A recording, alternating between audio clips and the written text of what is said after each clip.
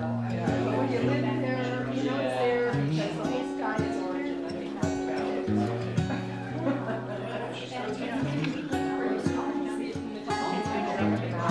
Anywhere. For that glow.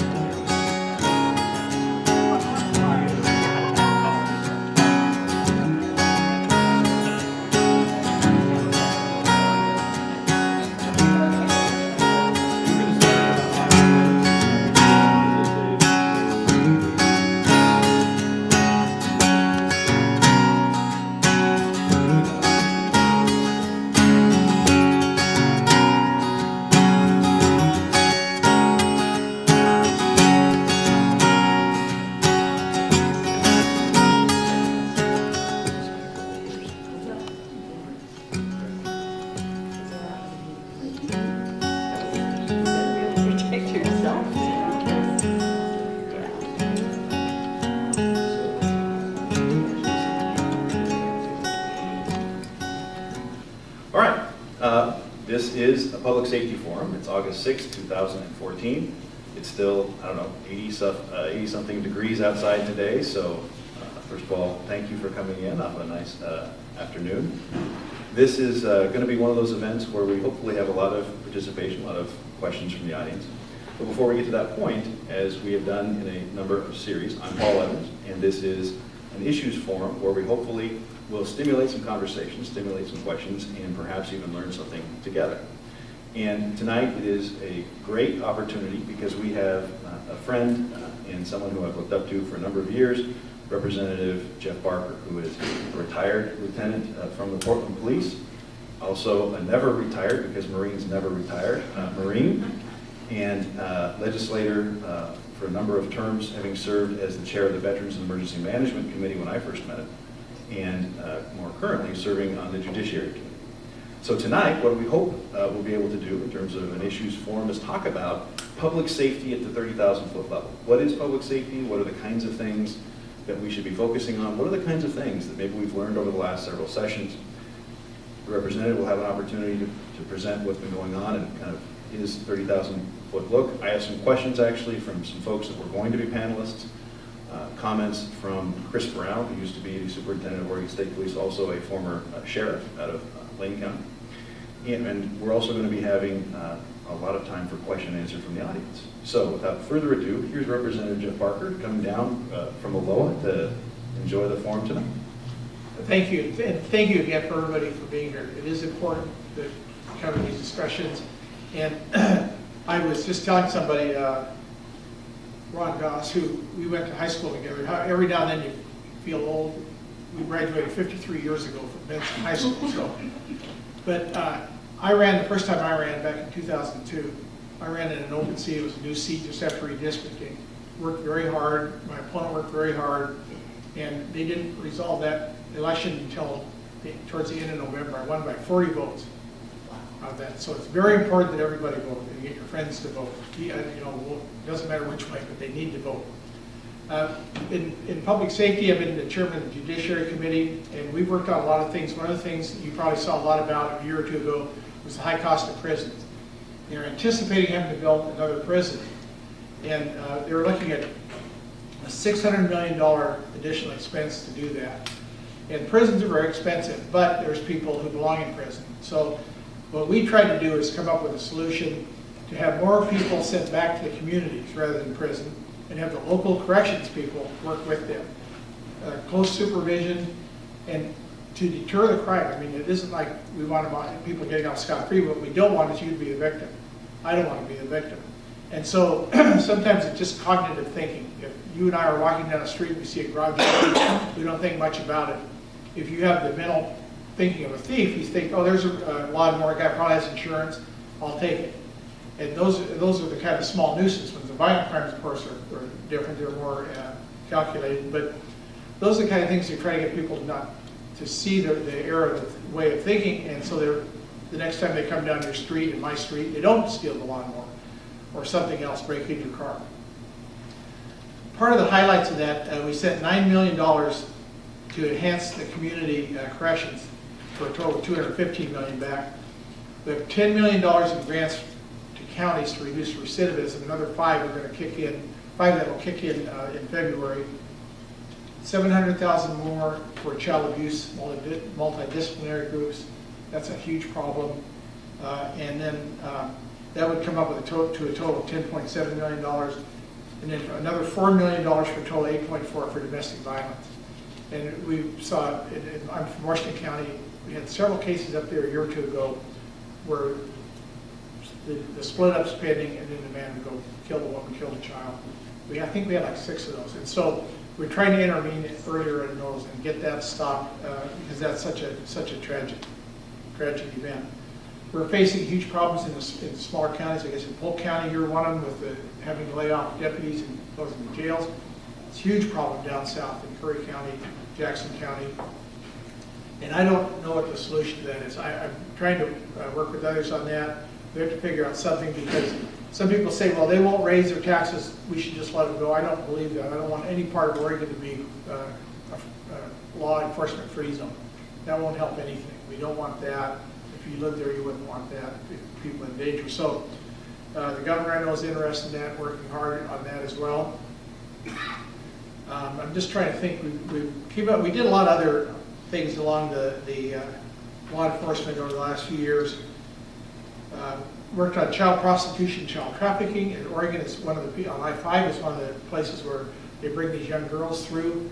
They take them on a circuit to Las Vegas and California, and then up to British Columbia, Seattle. And we're trying to get that stopped as much as we can. It's very difficult. Those young girls get brainwashed, and they'll tell you that this guy pimp loves them. He's the only person ever cared about them, and they get to believe that. So at one point, there was a push to not allow the police to arrest those girls for prostitution, and I was one of the people who successfully argued, police need to get a hold of them, so we keep them away from that person long enough for them to kind of get their head straight. It's not to punish the girl because they're primarily a victim of that. They don't see themselves in that way, but that's a real problem. We were looking into drunk driving with drugs, over-the-counter drugs, and prescription drugs. That's becoming a huge problem, but it's very touchy because you don't want somebody who just accidentally takes a little extra cold medicine to get arrested for that. Usually the people who are arrested for that drink the whole bottle of cough syrup, not just a couple of teaspoons. So that's kind of a thing, a very narrow path we try to wind through. We had a case last year where a murderer from John Day murdered a police officer several years ago. And he was the town bad guy, small town bad guy. He was beating his wife. The police get a call. The officer goes to the house, knocks on the door. The guy won't let him in. He opens the door, goes in. And this guy was a big logger, attacks the police officer, beat him. Took a piece of firewood and beat his head, just crushed his head. So he was part of that group. There's a group who the court said they get to have a hearing for parole. So he goes to the parole board, and because the Attorney General's office prosecuted that case, the local district attorney who is like 4 or 5 new district attorneys since that event, didn't pay any attention to it, so the prosecutors were there to argue against him being paroled. And he came in and said, I was at this house and I'd been drinking. I wasn't really beating my wife. She was hysterical. I was just trying to calm her down. And then somebody came in, I didn't know who they were, a policeman in uniform. And he wrestled with me and he hit his head on the stove and he died. And I'm really, he's really sorry. Totally inconsistent with what happened. The parole board was going to grant him parole. And I got a call about it from the police up there. And with the help of the governor's office, well, I talked to the parole board and they said we're not going to rehear the case, but we got them to have a rehearing and the guy did not get out on parole, Sidney Dean Porter. And one of the legislators, Sherry Springer, was actually a police officer up there to do this guy and talked about how dangerous he was. There's nothing to indicate he had changed at all. The psychiatric report showed him to still have high potential for violence, but the parole board just, for whatever reason, kind of disregarded that. We have different people on the parole board today, so we're hoping that won't happen again. We worked hard a few years ago on scrap metal theft. Had a lot of, especially farmers, where their sprinkler system would be going down to the local scrap yard for pennies on the hundreds of dollars. And so we tightened that up so that people have to have a good ID when they go in. They mail a check to somebody, so it isn't, you can't give a phony name and take cash and walk out the door. And the scrap metal dealers were very cooperative in that. They wanted to do that as well. We raised the statute on child sex abuse, statute of limitations, so that people could be prosecuted years later. And that, of course, came up, it was the Neil Goldschmidt case, former governor.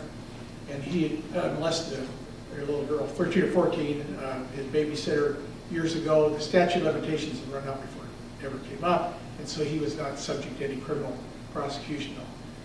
He, obviously he's through publicly for anything. But there was people who were really upset about that, as is okay. I mean, you shouldn't be upset about that.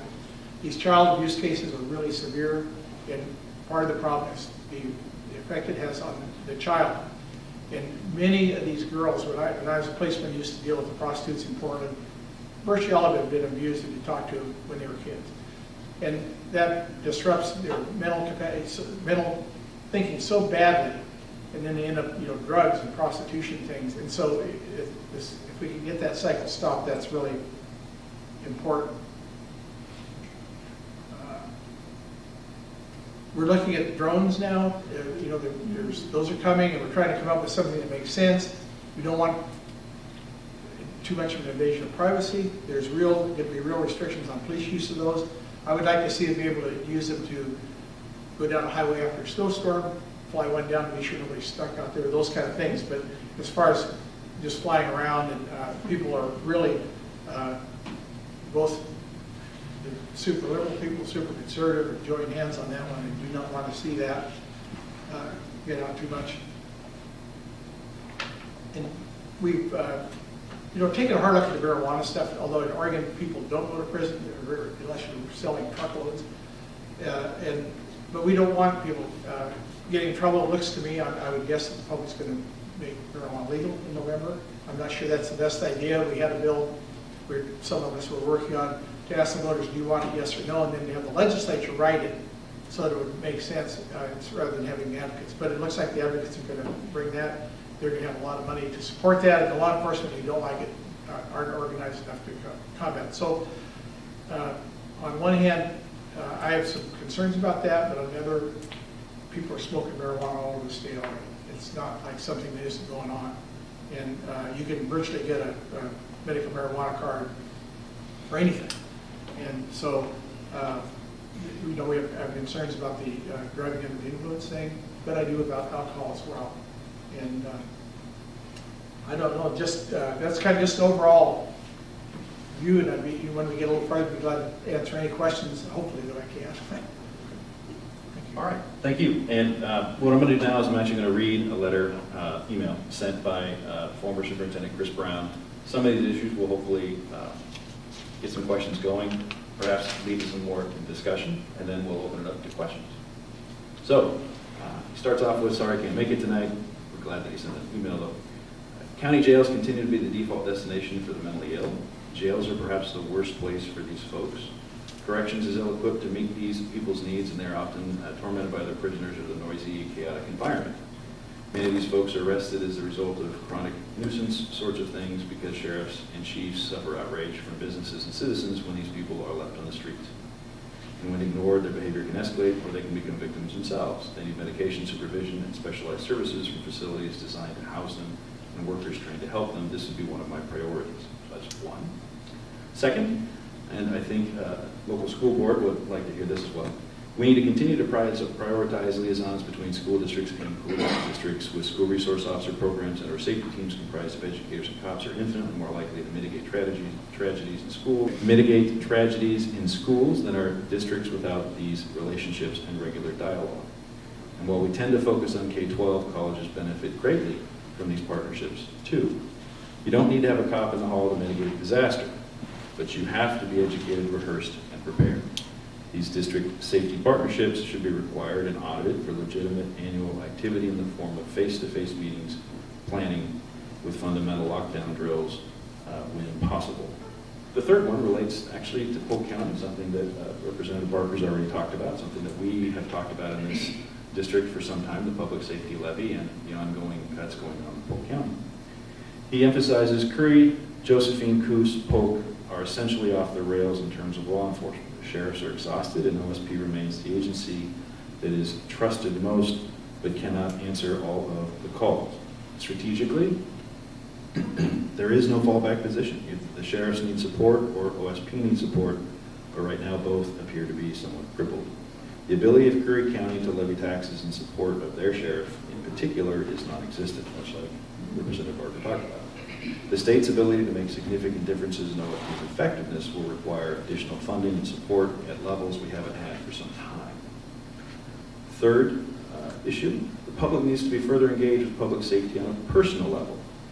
He's currently working with the Texas Department of Public Safety. Texas, by the way, though not a leader in a lot of things, on one thing they do right, they actually require public officials, all public officials, to have to take a class on emergency management. And they actually require in Texas that every county have emergency management plans, and they've actually tailored to the FEMA requirements for coding and things like that, which actually helps when there is a time of disaster. It allows citizens to enter an address and see on an app where potential sex offenders are registered in their proximity. It also provides places to go during storms. It provides support on where EMS personnel are. It was remarkably inexpensive. It gets people involved and makes the state government and state police look very competent. It is highly cost effective. These are some of the issues that, again, former state superintendent of state police, Chris Brown, suggested for discussion, and I know a couple of them are up there. One of the things I'd like to kind of throw out and just ask your opinion on, when we look at the tragedies that statistically don't happen often, but when they do are big and ugly, like we had at Reynolds High School recently, it appears that the lack of school nurses, it appears that the lack of school counselors, it appears the lack of supported levels, sustainable levels of police in terms of mitigation of them. You may not be able to prognosticate and guess what's going to happen, but once it does, at least respond quickly. That seems to be one of the things out there that people are trying to start to focus on. Do you think that's something that's It is, and I was supportive of an effort, and they just had their first meeting to organize to help these school, primarily on school issues, school emergencies like that. We want to get blueprints of the schools, so the police have them if they respond, and we want to have the police able to talk to each other, especially in a county like Polk County, where you would have several different agencies respond. We want them to be able to communicate. I live in the Beaverton district, but the Hillsborough police, which is right pretty close to where I live, on their computers in their car, they have all the school blueprints. They can call them.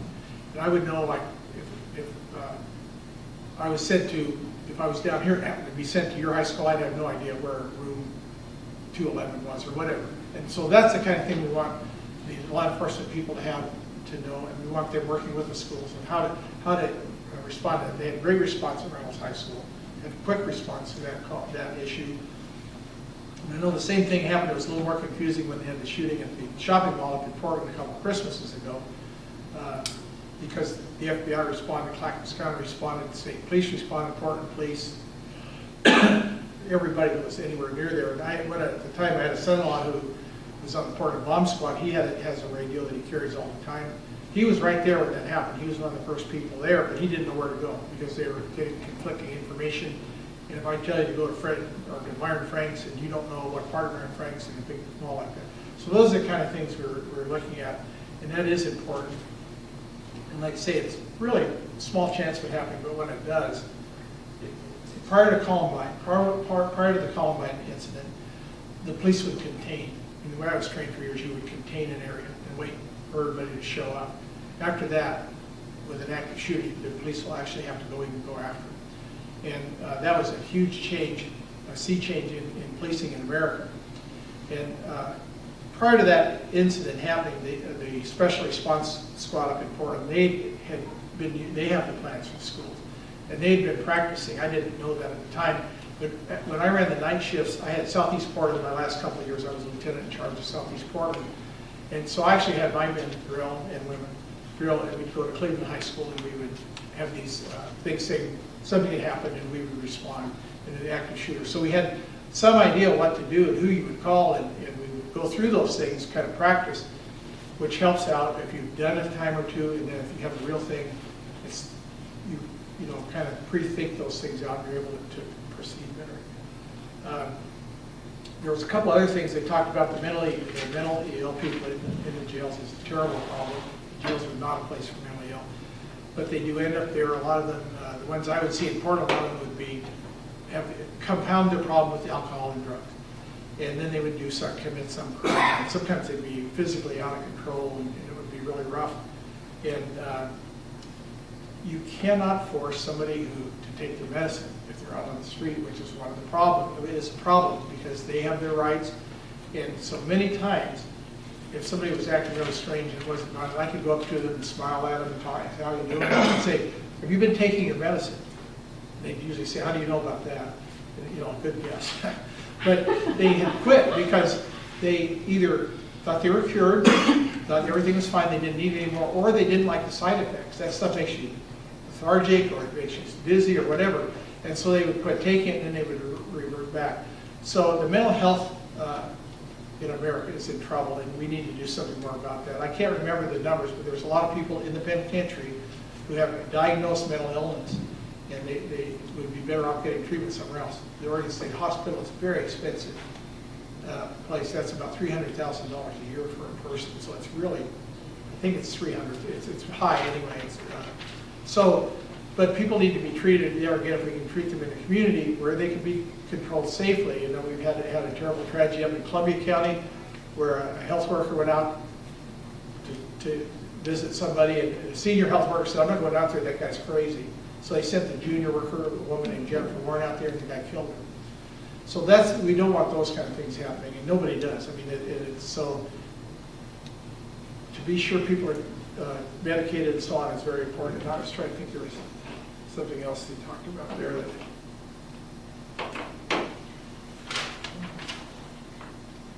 Basically the taxation issues. Yeah. So, right, the tax, I don't know how you resolve the taxation. That's up to the voters to do that. In the legislature, it takes 36 votes in the House and I think 16 in the Senate to move any tax measure. It's very difficult. There's a lot of people who will have signed the I'll never raise taxes pledge. I voted for some tough taxes. I voted for taxes at home that I pay myself. I voted for the enhanced sheriff levy in Washington County, and always supported the schools, the libraries, and so on. But I know some people who are on fixed income and stuff, that's really tough. They're about tapped out. So those are difficult things. Curry County, where there's very few jobs, makes it very rough for people down there to vote. And there's some people just don't think, they don't believe you really need it, but it's to the point where they really need it. So what we're going to do, there's a couple of ideas that have come about over the last several months in conversations. I'd like to throw them out there, and then after we talk about those, we'll open them up for questions from the audience. So if we've written down some ideas for questions, we're going to take a quick break before we do that, but then we'll have the questions. One of the ideas that has been talked about at a number of different locations has been this idea of, in terms of mental health, especially with children, that the lack of school counselors and the lack of school nurses to actually give out appropriate meds is one of the problems. For those that are kind of watching right now and wondering, well, how many are there? How many school nurses are there? The ratio is, I understand, supposed to be about 1 to 700, so one nurse to 700 kids. And the Oregon ratio right now is about 1 to 2,100, is what I understand. So basically, you're lucky if you have a nurse in a school district, in the entire district, or a school district like Central. And what we have had, and what we've seen is as classes have gotten larger and teachers have more to do in addition to teaching, sometimes it's the teacher giving out the meds, sometimes it's actually the secretary down in the office that is giving out the meds. and checking up to make sure the kids are getting in. And with a lot of kids and a lot of other duties, a lot of kids don't necessarily get what they need and when they need it. In addition to that, not having enough school counselors and not having enough what I would call sentinels out there, school resource officers, folks that are in tune to the signals of something that might happen. We've in many ways continued to disinvest in parts of the school that weren't on the No Child Left Behind or the metrics that were always tested. And because of scarce resources, because of Measure 5 and 4750 and the continued spiral that affected law enforcement and every local government, we find ourselves now in a situation where we actually know some things that can help, but finding the resources to actually do that. So what do you think in terms of, not per se increased taxes per se, but in terms of how we emphasize mental health as a priority, or perhaps how we work with the feds to try to find pilot programs or something like that? What do you think that we can do in that regard? Well, I think one of the things, just keeping the discussion up front and having people aware of it helps a lot. I know I saw in the paper recently that Ryle High School is going to get a health clinic this year up in Benson. Some of those, they have a few of those in Portland. They've been somewhat politically controversial because people are, I don't know whether it's birth control information, those kind of things. But these health, it's really important, I think, to have a nurse available to help kids. It's important to have the counselors. You know, things have changed. I went to school 50 years ago, so I know it's so totally different. There was a lot more maybe self-imposed control, but they had control. We started out, our freshman class probably had 1,200, I don't know how many kids, but we ended up with half that many when we graduated because Benson didn't have much stricter rules in the district high schools. And if kids weren't following the rules, they'd say, don't come back next year, go to your district high school. And in those days too, another thing would happen if you're going to drop out of high school, which a lot of kids did, they went into the military where they got a job. Now the military needs to have educated people. They don't want to take, you know, what looks like a troublemaker. I grew up in the military. I mean, I got out of high school. I wasn't ready to go to college.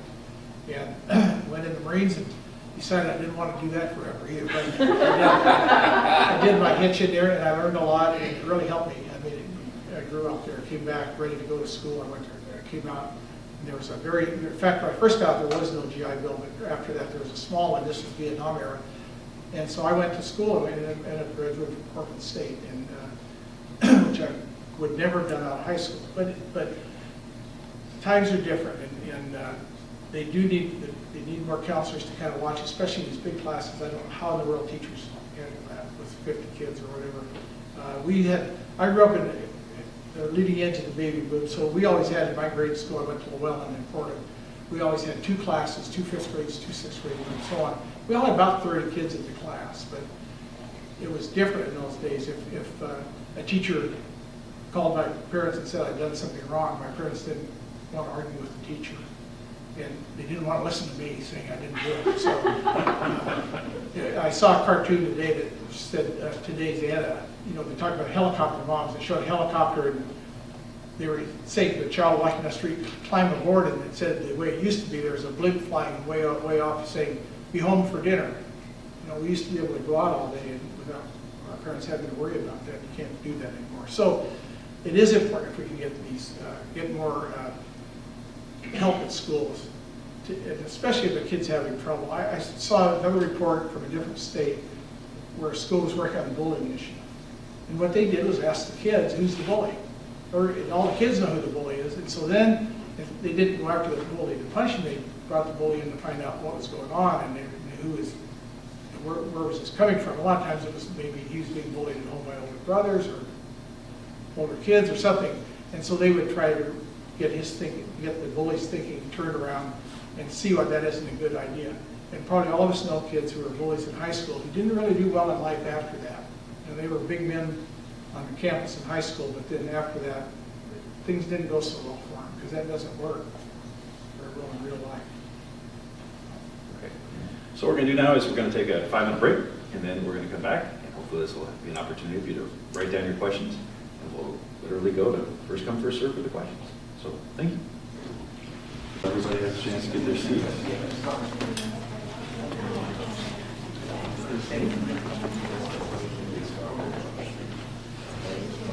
Okay, welcome back. This is a public safety forum being held on August 6, 2014. I want to say a couple thank yous now that we're here.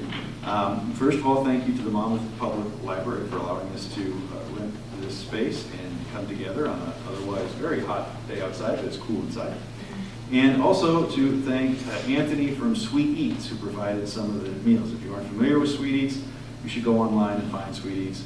He specializes in cupcakes and these really, really bizarre but tasty cream cheese kind of cheesecakes. So they're very good. I'm not always sure what goes in them, and sometimes I don't want to know, but they really are good. We also want to thank Representative Barker for hanging in and being here and talking about all things public safety. We have been talking largely about how the legislature can and can't sometimes fix the problems that we can see because of the nature of local taxes and some of the things that the legislature has been working on to help mitigate some of the concerns. What we'd like to do now is actually open it up to you, the audience, and we have Waylon Buchanan. He's going to be going around providing you the mic so people at home can hear what we're talking about. But we're going to open it up. What kinds of questions are on your mind about public safety? Again, it can be anything ranging from preparedness to mitigation to response to recovery, anything related to corrections, enforcement, parole, probation, mental health. This is your opportunity to ask the questions. I have two questions. The first one is, as someone involved in state government, how do you decide which issues that you're giving priority to work on? And the second question is, once some legislation has been passed, how do you determine the effectiveness of that particular legislation? Thank you, those are excellent questions. So legislators can propose bills. And so I have, for instance, I have a constituent of mine who's calling me saying, I want to do something about people locking their dogs in hot cars. So we're looking into that. But any kind of a bill. And then we get it drafted. The legislative council over there will put it into legal language. You tell them, here's what I want, and they'll make it so it could be legal if it's passed. And then a lot has to do with the leadership, where they decide, sometimes they'll say, I'm not going to have that bill for whatever reason. They can stop that. Then they go out to the committees. The committee chairman has some sway on that. I could say I don't want that bill. And they may tell me to run it anyway. But they do allow chairmen of the committees a lot of leeway on those things. Then, so usually the priority, I guess it's like, what do you think is most important? And not just some personal little quirk, but what's important to the public. And then we'll run those out. So then after we pass a law, we'll get feedback on how it's working. One example was when I was first there was a law about, you might remember this, 20-mile-an-hour speed limit in schools, 24 hours a day, 365 days a year. I go like, no, that's crazy. That makes no sense. So I was one of 3 people who voted no because it was the child safety bill. Who's going to vote against the child safety bill? That one got a lot of flack. We changed that the next year and the next session, so 2 years later. But the people do look at those. They see how they're working or not working, and then they can change it. Now that we have a short session every other year, we have a 1-month session. We're correcting some of those bills we see as a mistake in that short session. It's kind of housekeeping. Okay. Other questions? Yes. Thank you. Hey, it's on. All right. I'm Rick Ritter, supporter of Paul Evans and a general gadfly. My concept is, and I don't know if it's backed really by hard data, that we support public safety at the county level through county property taxes. And the counties that don't have a lot of private property to tax basically tend to get let dry. They simply don't get the levies passed to support public safety. Why doesn't the state of Oregon pick up property taxation so that on a per capita basis, public safety is supported on a somewhat equitable level across the state so that the rural counties aren't dying from lack of support? So one of the problems is that those counties, Curry County, Josephine County, pay 56 cents a thousand is their millage rate, and they won't raise that. So that's bad. I mean, I pay a whole lot more than that where I live. And I'm not objecting to paying it. And I personally believe taxes is, how we live in a civilized society, how we have our good roads and things. There's the tax limitations are in the Constitution that people pass Measure 5, and so you can't just tax it more. I mean, and there's limits on that. So people in Portland, they pass bonds, and it squeezes everything down because you can only get so much. And they approve a bond that exceeds that. The property owner isn't paying that full amount. If you're below that, you end up paying it. So the taxes are pretty complicated, and it's very difficult to impose for me to, like for us, to tell Curry County what they have to do. I would think they'd be willing to pay more, but they say there's no jobs down here, and a lot of that land is federal land in their counties, and so it makes it very difficult. But the fact that those things are in the Constitution by the voters, those initiatives, really make it difficult to do anything about. The public would have to change that. One of the things that's kind of background to Oregon taxation is a former mayor and a former school member that dealt with local perspectives, is that because many people talk about it, the three-legged stool, as far as state taxation, income tax, property tax, and sales tax. In many states, the sales tax is kind of the great equalizer because it's not locally levied.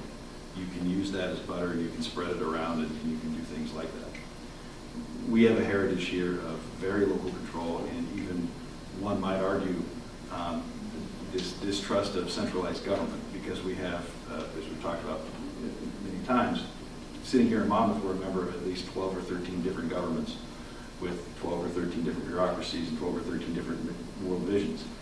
That's good in terms of attention to detail and concern about that particular mission. It's not always good in coordination of funds. It's not always good in agreeing on how you're going to spend the money. And until we get around Measure 5, Measure 4750, which really is an artificial constraint on whatever anybody wants to do, we probably can't get to a statewide solution. Many people say, well, if you just throw a sales tax on it, you can do that. The problem is most people in Oregon right now wouldn't, I don't suspect, trust government in general with more revenues without some limitation on income tax or some constraint on property tax. And we have a one-issue standard in the state of Oregon. The courts have said that you can only attack one problem at a time in a ballot measure, which limits the ability to tie a solution to other types of mechanisms. So there's going to have to be a larger discussion about how we're going to really recast our entire tax system at some point, not just in one piece or the other. But you're right in that a citizen in Harney County should generally have the same right to justice as a citizen in Multnomah County or a citizen in Curry County. And yeah, that's really kind of the whole sums it up. So I don't know what the solution is, but we got to find one. Other questions? One thing I was going to mention that didn't mention earlier that I kind of forgot about was the sex offender registration. In Oregon, there's certain crimes that require lifetime registration as a sex offender. That makes it difficult for a house, difficult for a job, and so on. We're trying to take a look at that because there's about 20,000 people are registered sex offenders in Oregon. Some of them really don't, it's somebody that may have had the Romeo and Juliet thing. They were 18, the girl was 16. She was 15, they'd be in trouble, serious trouble. And so some of those people are not really a danger, and they don't need much supervision. And there are some people that are really dangerous and need a lot of supervision. So we want to try to get that broken down into some classifications so that the people that control that manage the sex offenders can spend more time with the dangerous people and not spend so much time, waste so much time on people who aren't really dangerous. We're taking a hard look at juvenile sex offender. Sometimes people have committed a crime when they were kids. It doesn't come out until later, maybe 10 years later. And so, should we be registering those people for life? And so that's something we want to take a look at. And again, I'm worried about the safety. My lifetime as a policeman, 31 years on the street. I started with the Oregon State Police, ended up in Portland. I dealt with the victims so much. And I always think about the victims. Other people say, well, this guy's in jail and it costs a lot of money. And I remember I was on vacation a couple of years ago down in Indio, California, and I went to a Starbucks, and there was a woman in her 80s was in there crying. So I said, are you okay? Is something wrong? She'd just been carjacked. Some guy stuck a gun to her head, taken her purse, taken her car. she'll never feel safe the rest of her life. She's terrorized, and those kind of things have a terrible effect on people. The victims, bank, people working at the bank, they've been robbed. Some of them can't go back to work. I mean, they have the post-traumatic stress and those things. And so I want to prevent the crime from happening, but I'm not too sympathetic to people, especially with violent crime. I'm willing to spend the money for that. Yes, sir. I'd like to go back to, Mike? Yeah. We'll get you one. I'd like to go back to Rick's question about funding for public safety and get some clarification on some issues. So a couple of decades ago, I think we did transform public education from being basically locally funded to state funded. So we overcame that barrier with public education. Then with regard to the counties in the Southwest, which I guess had their property taxes subsidized or whatever, offset by logging revenues back in the 90s when Measure 5 passed. But they did recently have some initiatives which they voted down, and I didn't know whether that was a bond measure or what it was, but I think it was to fund public safety. So is that, so how does, so are they allowed to do it in spite of Measure 5 and they just turned down the opportunity? Yeah, they could have had their own levy, and they didn't. And for, I don't know all the reasons, but I mean, some people argue they have enough money already. After, one of the things when they had the timber jobs, there was good jobs. There was people making good money, good family wage jobs. Those are gone, and they're never coming back, I don't think. But in the meantime, the feds paid money in lieu of taxes to kind of offset that timber, but that's a national issue. And so Congress is saying enough of that. I mean, our Oregon people are fighting for it, and Washington and so on. But that's getting reduced more and more. But every time they've told people down there, you're going to lose that money, it comes through, and so they don't believe it anymore. They don't think the edge of the cliff is there yet. I think it's part of that problem because DeFazio and Berkeley and Ron Wyden and Greg Walden all work very hard to keep that money coming to Oregon. And so that's part of the problem. The public education thing leveled out. The people in Portland thought they were paying too much taxes. And that was, Multnomah County really carried that education Measure 5 thing to spread that out. And some places like down in Central Point who had no money suddenly were flush with money. A lot more money they didn't know what to do with. But now, the money I pay in Beaverton, probably, I'm guessing at least 25 cents every dollar I pay for my local school taxes goes out. But I want the kid in Curry County to have a great education too. I'm not opposed to that. But so I can see the same kind of point with police, law enforcement issues, but I'm not quite sure how we can do that. That was, yeah. Just want to follow up on it. Okay. Something that happened also with when that transition happened about the Measure 5 in education is that the state, in order to make up those costs on the income tax general fund revenue side, started pushing more education at the expense of higher ed, at the expense of public safety, at the expense of other things. So what happened was all animals were equal, but one animal was more equal than others in terms of K-12 over everything else. Because we, with the Measure 5, at least once we locked it in the $1990, what Measure 4750 on top of 5 what the permanent rate did, was it locked it in at 3% growth. So that if you look back in terms of 20-year history now, you can basically look at between, an easy estimate would be 500 million. A higher estimate is about $2 billion in lost revenue that we couldn't tax ourselves that we would have under the old before Measure 5 system in all revenues. And because things slid over mostly toward K-12, which I think most people agreed was important, we were forced in many ways to live off federal dollars and other gimmicks to basically keep Humpty Dumpty together as long as we could. The fundamental truth is absolutely what I think Representative Barker has emphasized. In those areas that were natural resources dependent, especially federal property natural resource dependent, when the forests were under national policies and national priorities, when the policies were changed, there was a great lie that was spread around the Northwest. And that great lie was, well, as soon as government gets out of the way, we'll go back into the mills and start cutting again. And we know over the last 15, 20 years that federal policy has actually incentivized a lot of companies to not just sell equipment, but actually sell what used to be in the mills. I'm convinced right now, if you actually had a forester come out and say, go ahead, open up the forests, there's no mills to go back to like there used to be, because we're actually giving tax incentives to companies to send those mills across the pond. So how does that relate to our situation here? People are waiting for a solution that is either going to be continued federal largesse, which can't happen when we're at $17 trillion in debt, or they're going to have to adjust expectations. And that adjustment has been a long time coming because of the, in my opinion, falsehood of the jobs are coming back because we couldn't have them even if we wanted to. And the second piece is that the federal dollars will always be there. They won't always be there.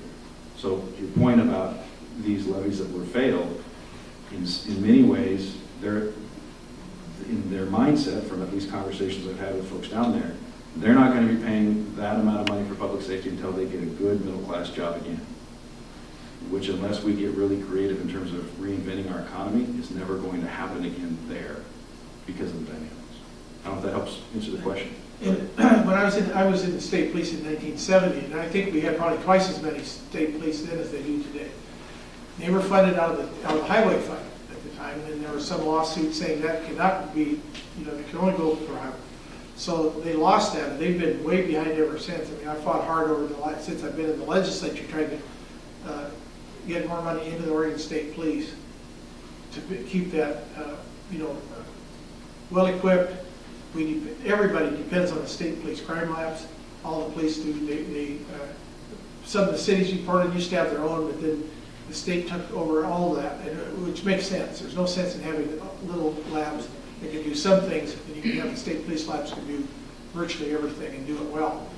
And but I could see the fall off of the number of troopers on the road. We used to be out there all the time. They're not anymore. During the years in I think maybe early 90s, I had a daughter going to school down in Los Angeles, and so I'd make that trip down I-5 probably 4 or 5 times a year. And sometimes I would never see an Oregon State police car from Portland to the border. I'd see a lot of California, and when I go to Seattle, I see a lot of Washington Patrol. And that's not good. We need people out there just to help you if you break down, those kind of things. But so we're still working on that, trying to come up with a solution. There's been proposals to, somebody one time said, well, I have a plan. We'll take away the money that pays to put ramps on disabled people's homes and give them to state police. So, yeah, I don't think so. Yeah.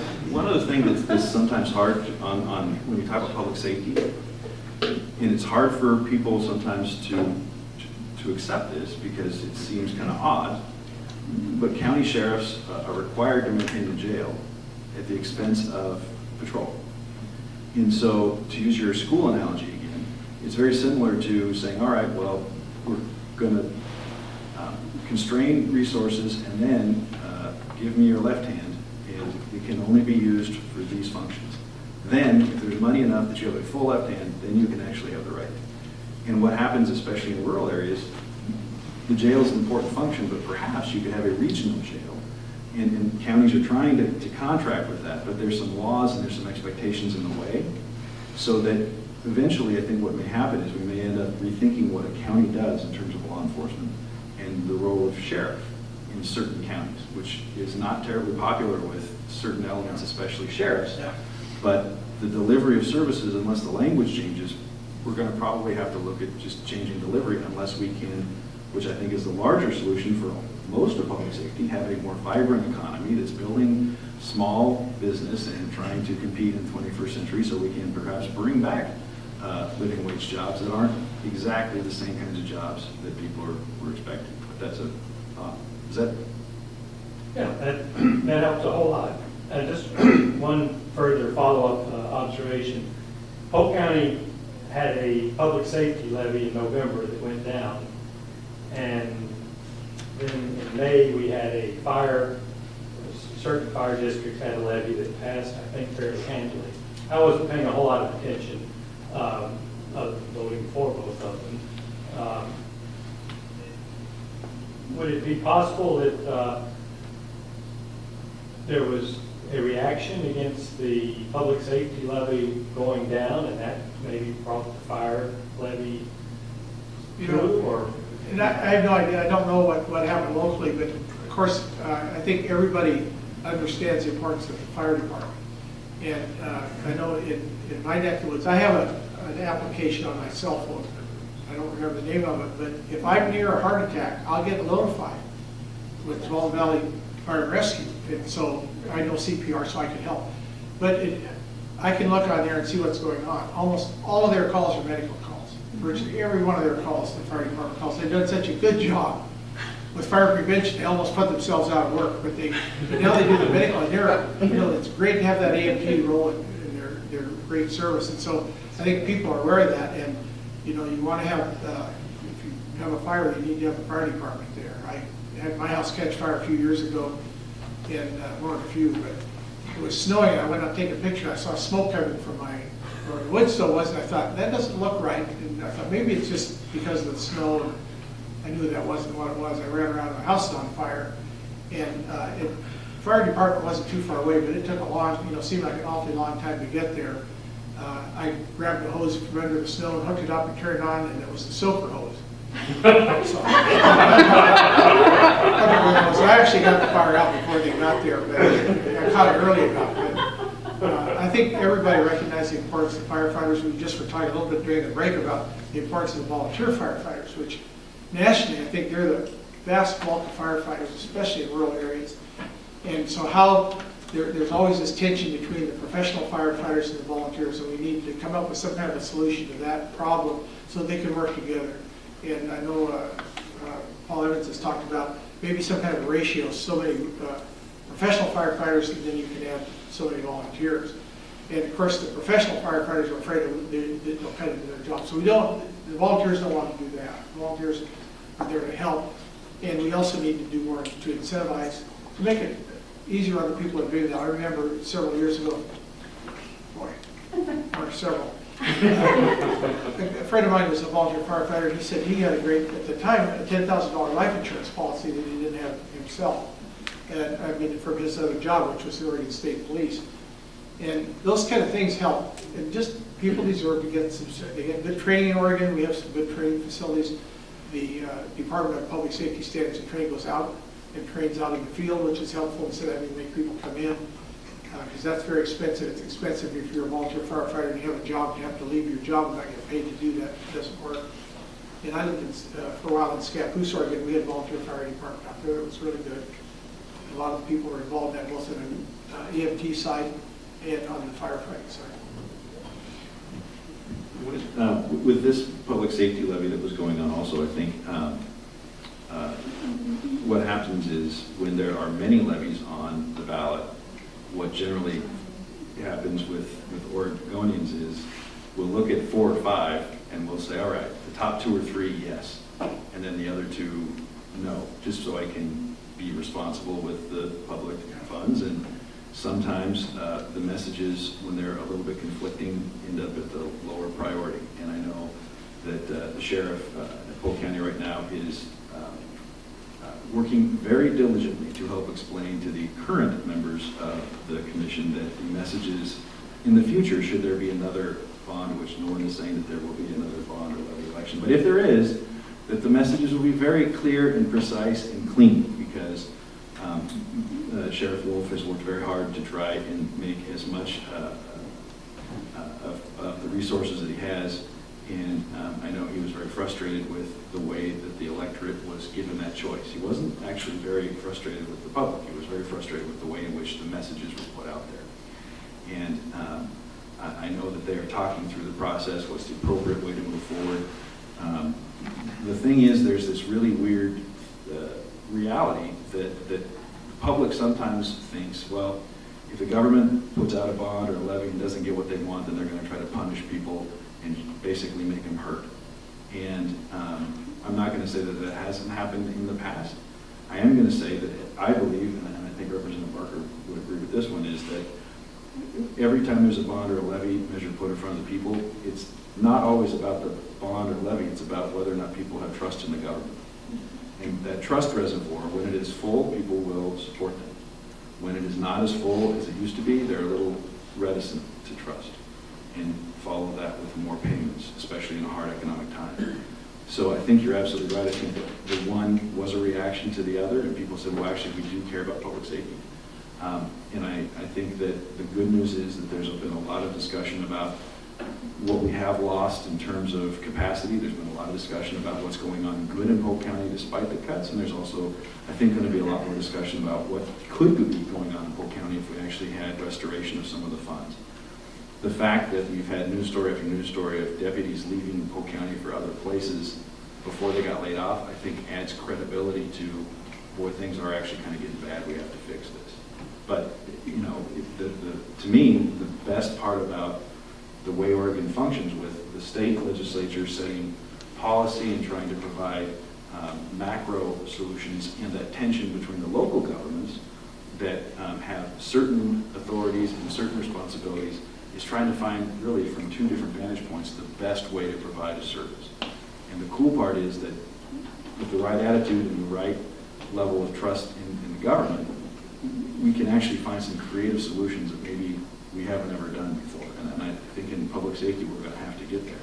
The one thing we haven't really talked about yet tonight, but hopefully in the future we can, is seismic resiliency, which is one of those things that it's the great white shark that no one is talking about because of the Cascadia subduction zone. And the fact that we, on a 300-year clock, I believe are now 2 or 3 years over the 300-year clock.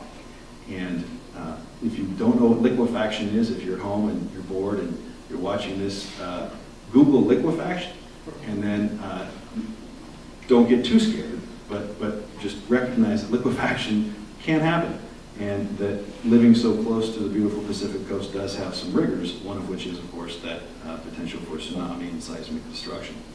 And as we start wrapping together a public safety program, we have to be careful to not just focus so much on the here and now, even though the need is great, but we also need to be careful about how we invest for the future, and that's one of the challenges. Again, I just want to thank everybody for taking your night to come out here. It is important, and I really appreciate the fact that you've come out. It's been great, and I've enjoyed being down. Thank you. And I want to thank Representative Barker for driving down from Aurora to be a part of this event tonight. For those of you that still have questions about public safety, after this, we'll have a couple minutes before Representative Barker has to get in the car. But you can always email us, paul@paulevans.org, for more information on these types of issues. And again, thank you very much for coming out. Hopefully, you've at least had an opportunity to listen to the representatives who have been making the decisions and helping guide policy. And again, thank you for playing a part in the community and actually showing that you want to move us forward, because not everybody takes the time to do that. So thank you. Give yourself a round of applause. Have a good night.